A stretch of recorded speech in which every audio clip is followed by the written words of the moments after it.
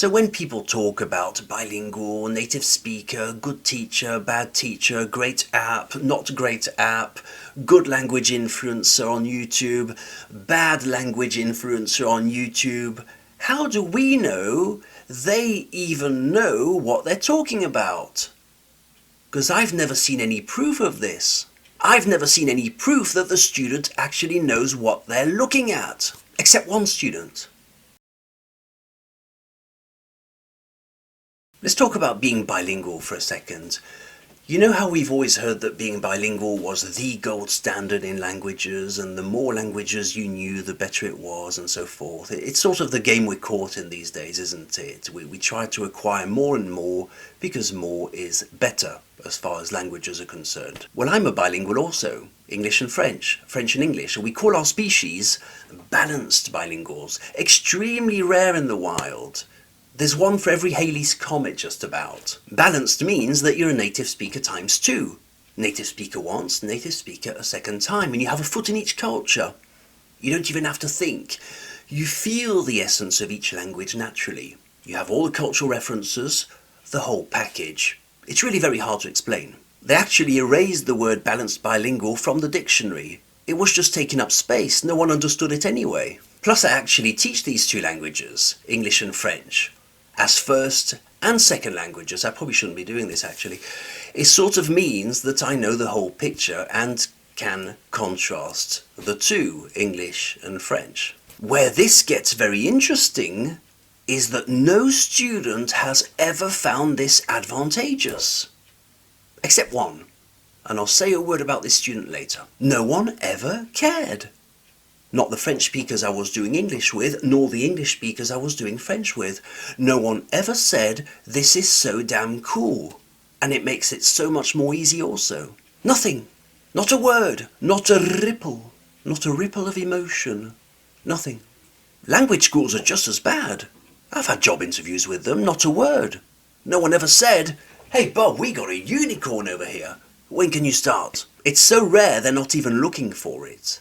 It's not in the hiring manuals, it's off the charts. We can draw several interesting conclusions from this. Number one, how dare they not recognize my ability? This unicorn.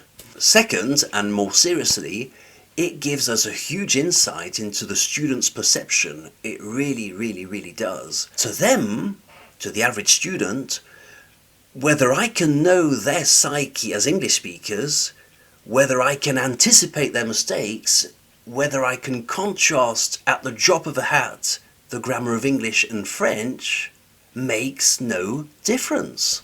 So whether I speak like this, hello, today we learn the French, we learn the passé composé in the French way because I am the French teacher and I teach French in the French way, is just as good than being able to anticipate their mistakes before they even make them. Whether I know their profile, linguistically and culturally, makes no difference. Plus there's the fact of knowing very well the learning psychology in the UK and the USA, having both lived there and being a qualified teacher in those countries. I'm speaking about me here.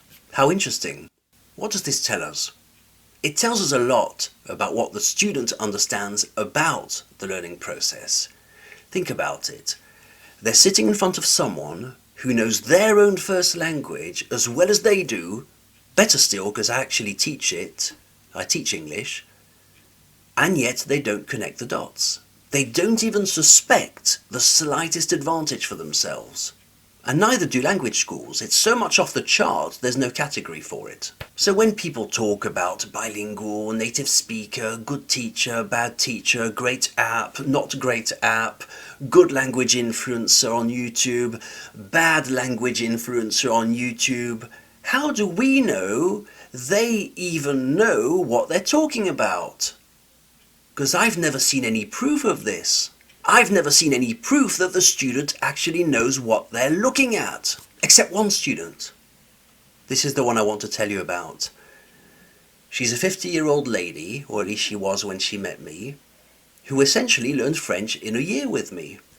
She now lives in France, makes friends all over the place, goes to art shows, just an example, she goes to art shows, she makes friends with conceptual artists, the whole package. Her French is really, really good, and better than the French of some influencers I've heard. I once asked her, I said, "Why did you choose me, of all teachers?" And she said, "Well, it makes perfect sense. I wanted the guy who also knew English. There's no reason to impose on myself the extra difficulty of working with someone who doesn't know English as a native. Why would I do that? You were fluent in both, so I chose you," is what she told me. The only student I ever saw get good at French fast was also the one who understood bilingualism. How interesting. Could it be a coincidence? What do you think?